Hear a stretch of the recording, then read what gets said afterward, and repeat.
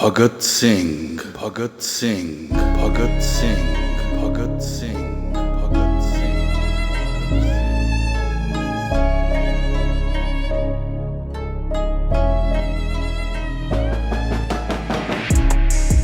भगत सिंह 1907 में फैसलाबाद के गांव बंगा में पैदा हुए। उनके वालिद का नाम किशन सिंह था, जबकि ताया मशहूर इनकलाबी लीडर अजीत सिंह थे।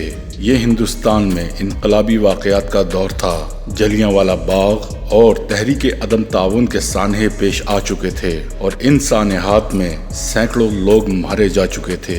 इन वाक़यात का गहरा असर भगत सिंह पर पड़ा। 1921 में तालीम को छोड़ दिया और चंद साथियों के साथ मिलकर अंग्रेज सरकार से लड़ाई शुरू कर दी। वो 1927 में दुसहरा बम केस में गिरफ्तार हुए। उन्हें शाही किले लाहौर में कैद किया गया।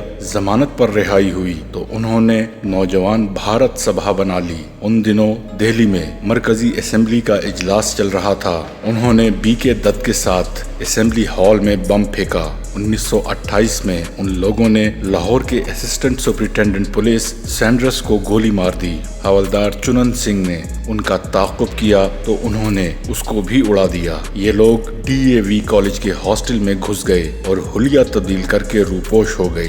बादअज़ां ये लोग लाहौर की कश्मीर बिल्डिंग में पनाह गुज़ीन हुए। खान बहादुर शेख अब्दुल अजीज ने इमारत पर रेड किया और एक रात उन्हें साथियों समेत गिरफ्तार कर लिया। लाहौर की सेंट्रल जेल में उनके खिलाफ मुकदमा चला। उन्हें और उनके साथी सुखदेव को सजाए मौत का हुक्म दिया गया। 23 मार्च 1933 को हुक्म पर अमल दरामद हुआ। इन दोनों को फांसी दी गई और इनकी लाशें फिरोजपुर के करीब जलाकर राख दरियाए सतलुज में बहा दी गई। तारीख उन्हें हिंदुस्तान का पहला इनकलाबी और इनकलाब जिंदाबाद जैसे नारे का मुजिद कहती है। ये इनकलाबी नौजवान भगत सिंह था। भगत सिंह की फांसी पर पूरे हिंदुस्तान में एहतजाज शुरू हो गया। लोग बाहर निकले थे और उन्होंने सरकारी तंसीबात पर हमले शुरू कर दिए। खैबर से राजकुमारी तक जलसे और जुलूस शुरू हो गए। इन्हीं जलसों और जुलूसों के दौरान हिंदुस्तान के मशहूर कांग्रेसी रहनुमा जवाहरलाल नेहरू ने बड़ी खूबसूरत बात कही थी। उन्होंने कहा था, बाज ऑपरेशन महज ऑपरेशन और बाज लाशें सिर्फ लाशें नहीं होती। कुछ लाशें और कुछ ऑपरेशन कौमों की तारीख में टर्निंग पॉइंट साबित होते हैं और उनकी बुनियादों से ऐसे इनकलाब जन्म लेते हैं जो कौमों की जोग्राफिये तक बदल देते हैं। नेहरू जी का कहना था, भगत सिंह एक ऐसी लाश है जो हजारों साल तक अंग्रेज और हिंदुस्तानियों के दरमियान पड़ी रहेगी और जब भी अंग्रेजों और हिंदुस्तानियों में ताल्लुकात की बेहतरी के आसार पैदा होने लगेंगे तो ये लाश जिंदा हो जाएगी। नेहरू जी ने कहा था, भगत सिंह की लाश ने साबित कर दिया अब अंग्रेज सरकार और हिंदुस्तानी साथ साथ नहीं चल सकते।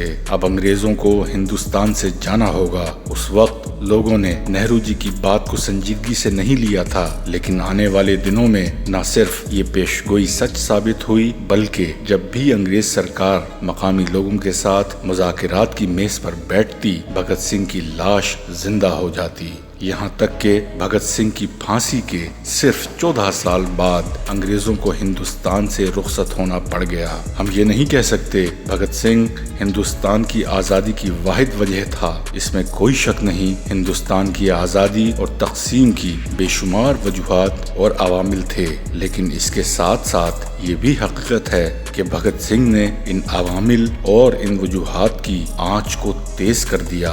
भगत सिंह वो पॉइंट था जिससे हिंदुस्तान के लोगों ने आज़ादी का टर्न लिया।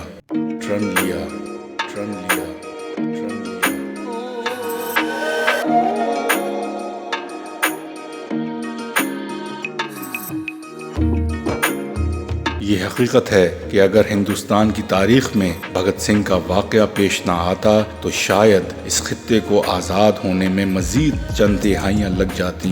हम अगर भगत सिंह को बुनियाद बनाकर कौमों के उरूज व ज़वाल का मुतालिया करें तो हमें मालूम होगा दुनिया की तमाम तरक्की याफ्ता और मुहज़्ज़ब कौमों की तारीख में भगत सिंह जैसी कोई न कोई लाश मौजूद होगी। अगर हम कुर्रा अर्ज़ पर चलने वाली तमाम तहरीकों का मुतालिया करें तो हमें इन तहरीकों के पीछे भी भगत सिंह जैसे लोग मिलेंगे। ये लोग सदियों के गुस्से, बरसों की तकलीफों और माशरे में दिहाइयों से जारी जुल्म को एहतजाज की शक्ल देते हैं। ये खामोश जुबानों को आवाज, तनी हुई रगों को नारे और रुके हुए कदमों को हरकत देते हैं। ये लोग भूसे के ढेर पर चिंगारी की तरह गिरते हैं और मशरिक से मगरिब तक आग का एक समंदर रोशन कर देते हैं। अगर आपको कभी वक्त मिले और आप भगत सिंह की जिंदगी का मुताला करें तो आपको भगत सिंह माचिस की वो तीली महसूस होगा जिसने हिंदुस्तान में आज़ादी का अलाव रोशन कर दिया था। आपको ये शख्स हिंदू से लेकर मुसलमान और सिख से लेकर दलित तक तमाम हिंदुस्तान की कौमियतों का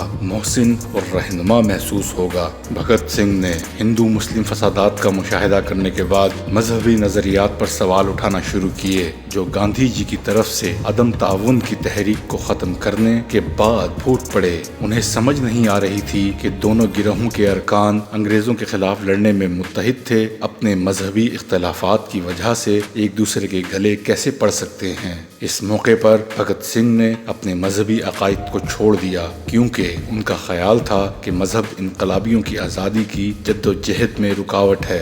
उन्होंने ट्रॉट्स्की, लेनिन और दूसरे बहुत से इनकलाबियों के कामों का मुतालिया करना शुरू कर दिया। उन्होंने सोहाम स्वामी की किताब कॉमन सेंस में भी दिलचस्पी ली। 1930 और 31 में भगत सिंह के करीबी साथी शिवा वर्मा के मुताबिक, जिन्होंने बाद में उनकी तहरीरें मुरतब और तदवीन की, रणधीर सिंह ने भगत सिंह को खुदा के वजूद पर कायल करने की कोशिश की और नाकाम होने पर उसे बुरा भला कहा। तुम शोहरत से घबरा गए हो और एक अना पैदा कर ली है। इसके जवाब में भगत सिंह ने सवाल को हल करने के लिए मैं एक मुल्हिद क्यों हूँ दरमियान एक स्याह पर्दे की तरह से एक मजमून लिखा कि आया इसका इल्हाद बातिल से पैदा हुआ था।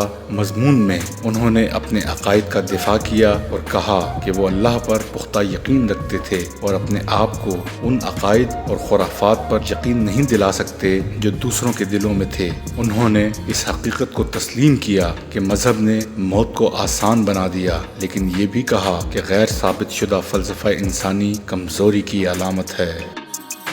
यही थी हमारी आज की वीडियो। अगर वीडियो पसंद आए तो लाइक, शेयर और सब्सक्राइब करना ना भूलिएगा।